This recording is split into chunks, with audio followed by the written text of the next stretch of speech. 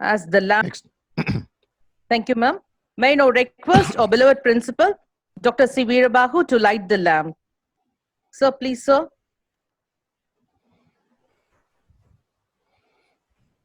Yes. Thank you, sir. Now I'd like to call upon Dr. Radhika, Head and Associate Professor of Zoology and Assistant Coordinator of IQAC, to light the lamp. Ma'am, please, ma'am.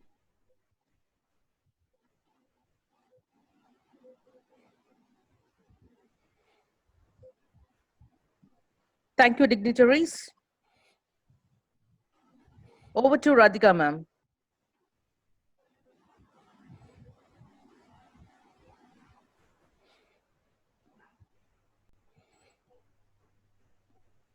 And now, may I request our respected principal, sir, our inspiration and the guiding force behind all our endeavors to deliver the welcome address. Over to you, sir.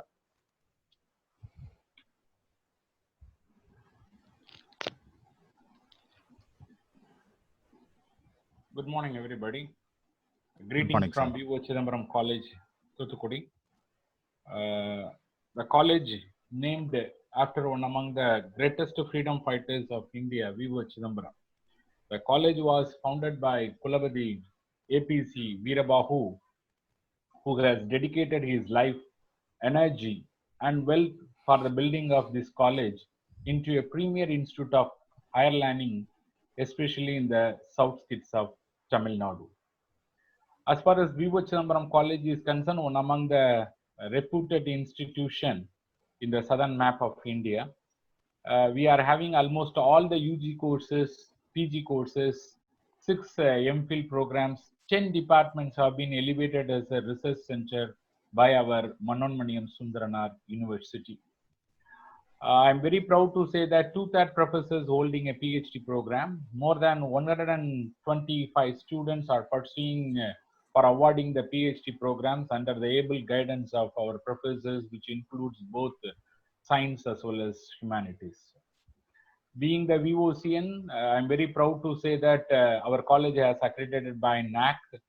I'm very proud to say that we have retained A grade consecutively in the year 2004, 11, and 17, respectively. As far as our founder secretary is concerned, he told very clearly the incumbent secretary, the most respected personality through APCV Chokkalingam, when he handed over the secretaryship to the APCV Chokkalingam, this institution which I have founded for the downtrodden people in and around Tuticorin. So the education only, it will help them to develop the society as well as the nation also. In addition to that, we are doing a real service to the society. For your kind information, we are not collecting a capitation fee for the admission of students and appointment of faculty members also. This is the strength of VOC. In addition to that, we have tapped many grants from the funding agencies like UGC, GST, GBET, etc., etc. This is a time I should thank to my exterior professors as well as the present professors, those who are working for the development of the institution. As a principal, I should thank to all my colleagues. In spite of all these things, I should give a acknowledgement to my students also. They have been proving their efficiency every year. We are getting university ranks minimum 15 to 20. So it's a teamwork which we are doing for the service to the society. In addition to that, we have tapped the grants for the UGC for the establishment of women's hostel and big indoor stadium. Recently, we got a multi-purpose gym also. And I should thank to our ICOC. Since 2017, the new ICOC team has been functioning effectively for the development of the institution. So this is a time I should thank to our ICOC members also. For their tireless work only, we got a UGC Parama scheme and this UGC Stride scheme also. So this is the gist which I explained to you regarding that VOC. Once again, as a principal of this great institution, I welcome today's chief guest, our Honorable Vice Chancellor of Thiruvallur University, Ma'am Thamare Selvi. In spite of her busy schedule during this lockdown period, Ma'am has accepted our kind invite. So on behalf of our institution, I welcome you, Ma'am. I welcome all the participants around in and around India, as well as across the country also. Respected principals, assistant professors, most of the research scholars. On behalf of Vivo Chamberam College, I invite all the participants also. I pray to God Almighty to shower His blessings to all. With His blessing, we will start this program. Over to Dr. Radhika. Thank you.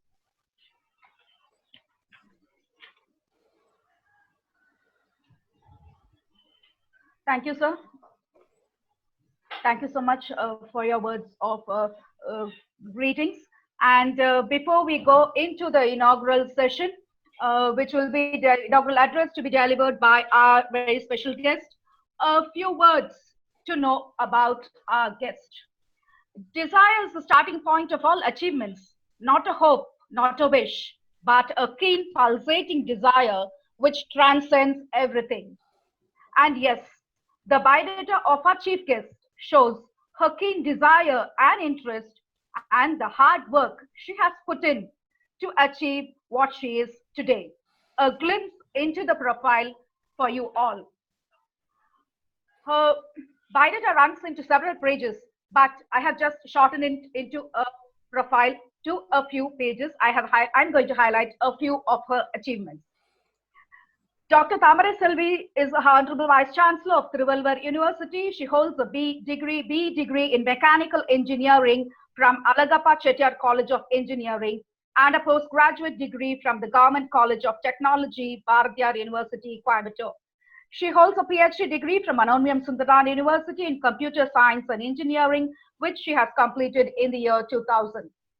She has wide academic and teaching expertise to her credit in that she has held various positions, namely Professor and Director, Anna University for a short period, Professor and Dean, MIT Campus, Anna University, Professor and Head, Department of Computer Technology, MIT Campus, Professor and Head, Department of Information Technology, MIT Campus from 2003 to 2006.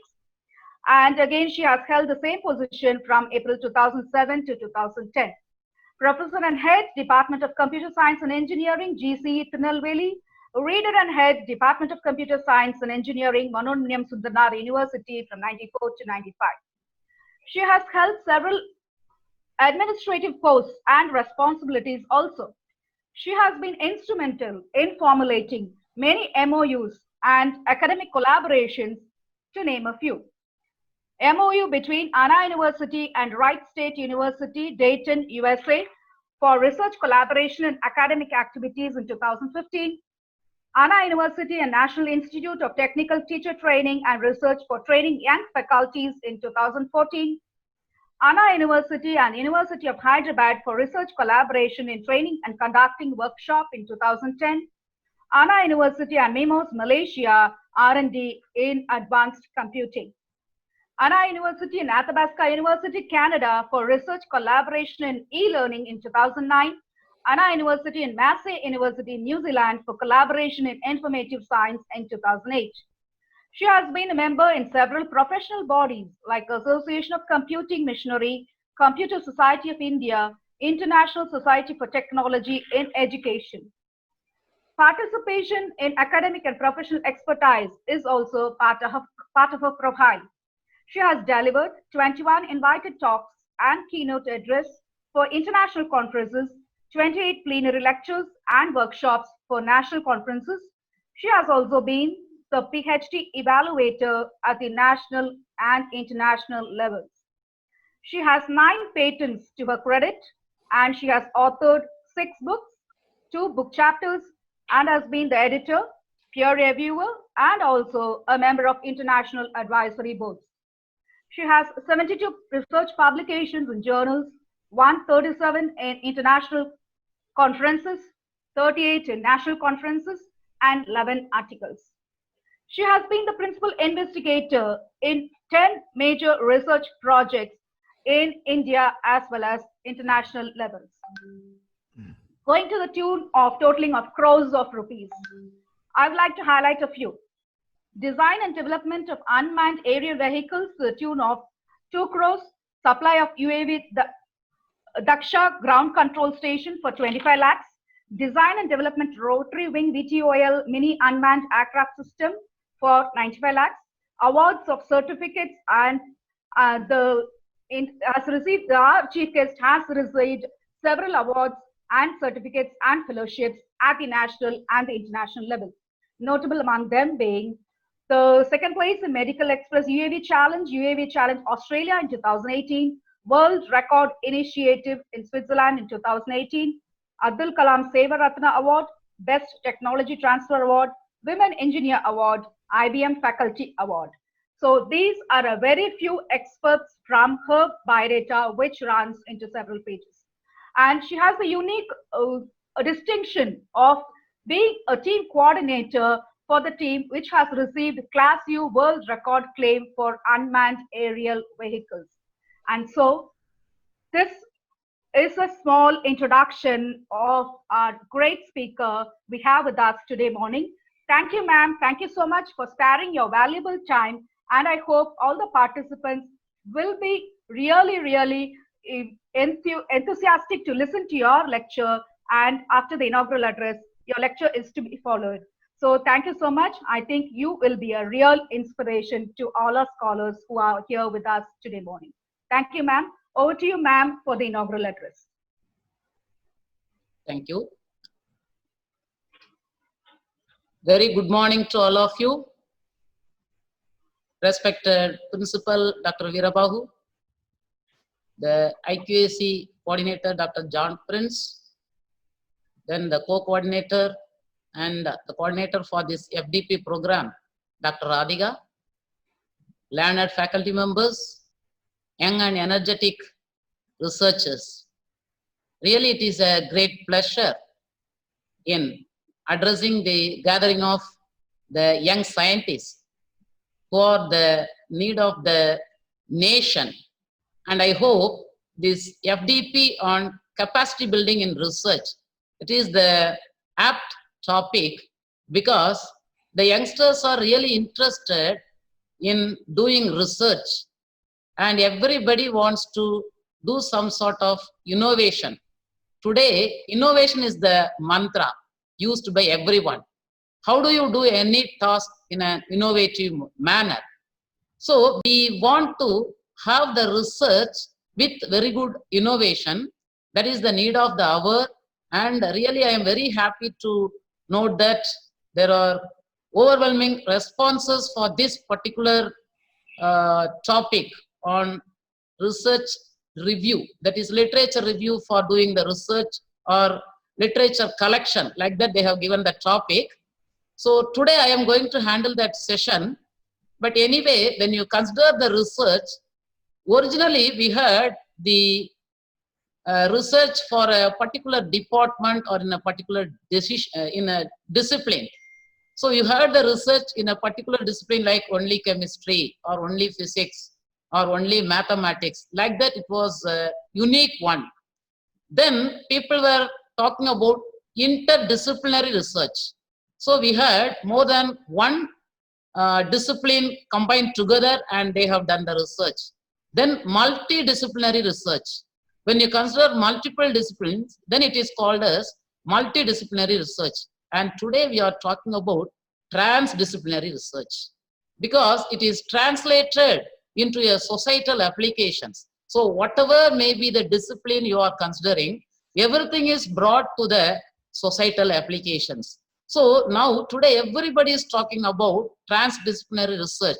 And I congratulate VOC because the principal explained the various achievements, and also it is proven by the UGC STRIDE scheme for which they are getting the financial assistance, and that assistance is also utilized in the proper way to enhance the ability of the researchers. So in that way, I can appreciate and also I can congratulate the entire team for conducting this FDP for the capacity building in research.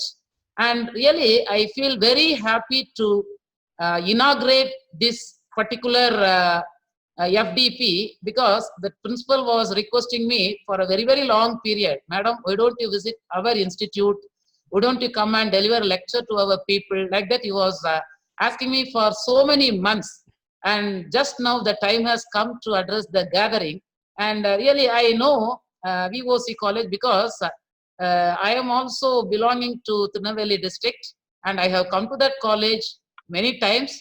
And also, I had been working in Manoenmiyam Sundaraya University, for which it is affiliated. So I am not new to this college.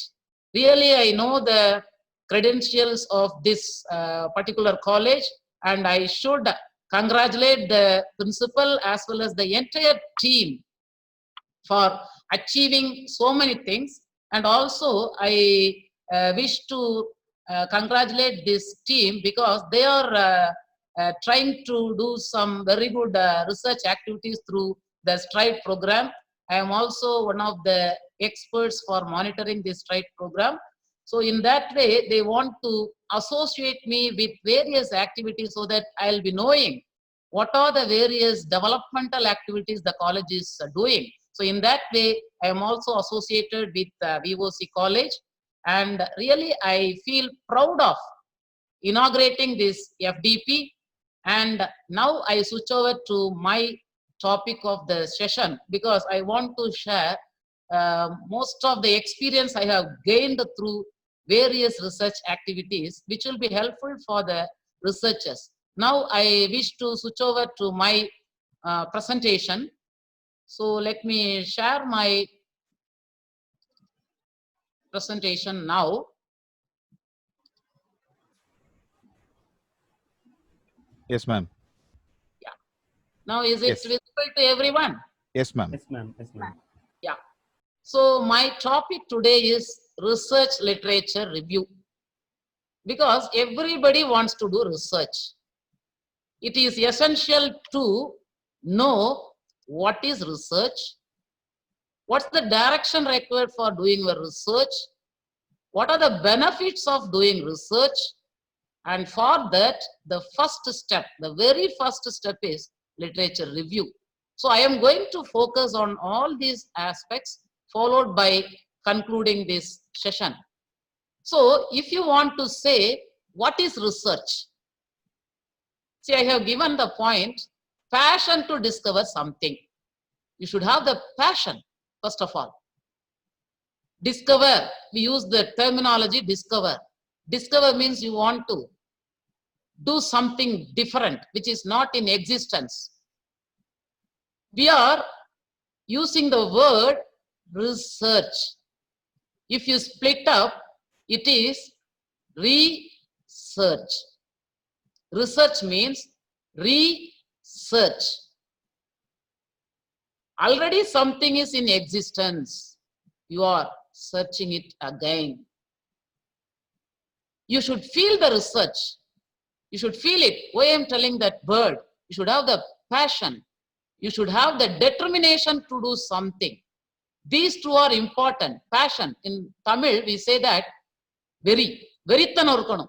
If you want to do research, it is essential to have the passion and determination. Then you should invent something new. As I told you, research. Can you search something which is not in existence? It's not at all possible. You can definitely search something which is in existence. Even though we are using the word inventing something new, discovering something new, and you are doing the research with innovation, whatever we are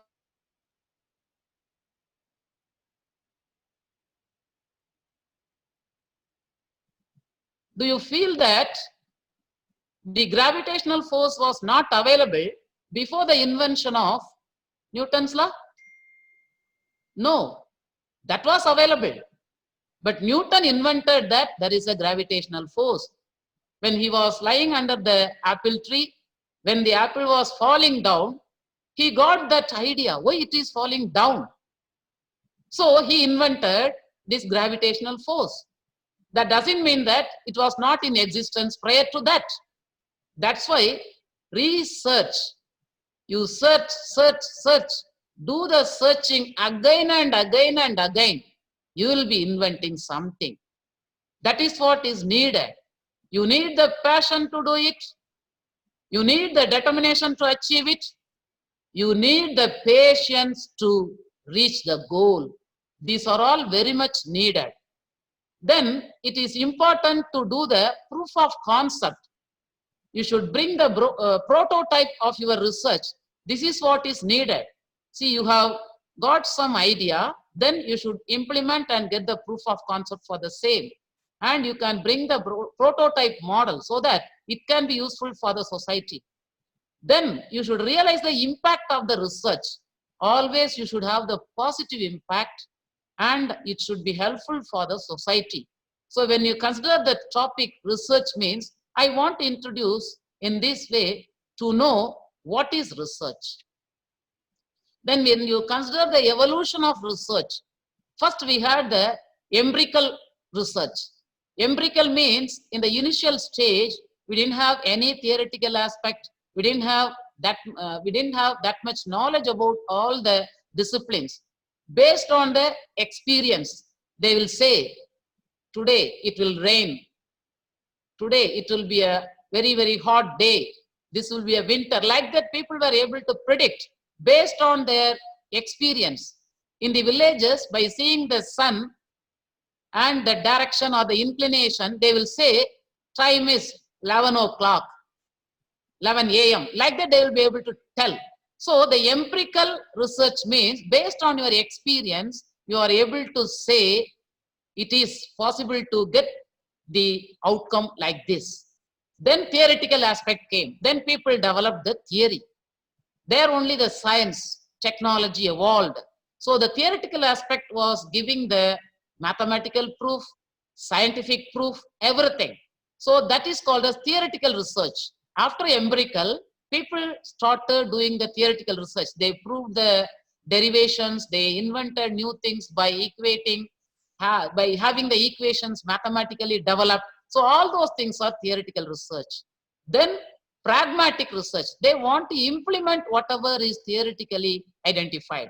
All the theoretical things cannot be easily achieved by practical means. So pragmatic research is implementing all the theory into the practice also. Then now people are talking about the pragmatic based on the theory with societal need. What is the need for the society? We use the term disruptive technology. If you take mobile phone, it has been made as a disruptive technology. If you consider mobile, you are having so many devices embedded into it. So you are having the audio there, video there, camera there, calendar there, alarm there. Like that, if you count the number of devices embedded into your mobile phone, it will reflect the societal based requirement. That's why we say the disruptive technologies, that is, it will totally eliminate all other previous technologies. That's what people are interested in. So today's research requires disruption. That is very much needed. So societal based, what are the requirements for the betterment of the society? That is the need of the hour. So when you want to do the research, you should consider these aspects. And also, what is the need for research? Nowadays, we are talking about Industry 5.0, Education 5.0, Society 5.0, and all these three are helpful to achieve the digital transformation and society transformation. These two transformations are taking place. For that, the Industry 5.0, Education 5.0, Society 5.0, all these things are needed. I want to correlate all these three. In what way Industry 5.0 is related with Education 5.0, how it is related with Society 5.0. The subsequent slides will explain. Prior to that, I wish to tell you what are the top technological trends so that it will be related to all the three: Industry 5.0, Education 5.0, Society 5.0.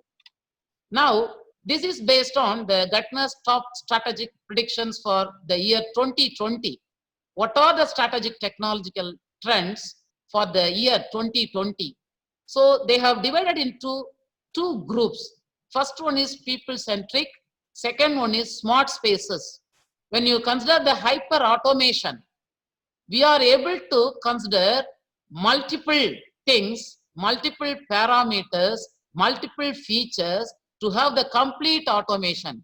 Here we are trying to make use of the machine learning concept, intelligent decision. Wherever human being is to actually interfere, we are trying to make use of the machines to automate those things. So hyper means n number of automations we are doing to complete a product, to have the customized product. We are planning for the hyper automation. Then multi-experience. We say virtual reality, augmented reality. So all those things, you will have the experience in the virtual world. People are talking about augmented reality, which is actually overlaid with the virtual reality or the physical world, and mixed reality. It is the combination of both virtual reality and augmented reality. So multi-experience means how much these virtual reality, augmented reality, mixed reality, they are helpful for so many learning, simulations, and so many practical experiences. So for that, we are having the multi-experience. Then democratization. That means we call it as citizen access. It is actually technology-centric people. Instead of that, we are having people-centric technology. That is called as democratization. You are trying to make use of the human brain for the important things, and the citizen is able to access any coding, any programming, that software development, application development will be automated. So you are going to make use of so many concepts, and you are having the accessibility to build your application, build the final product easily. So that is called as citizen access. Then you are having the human augmentation.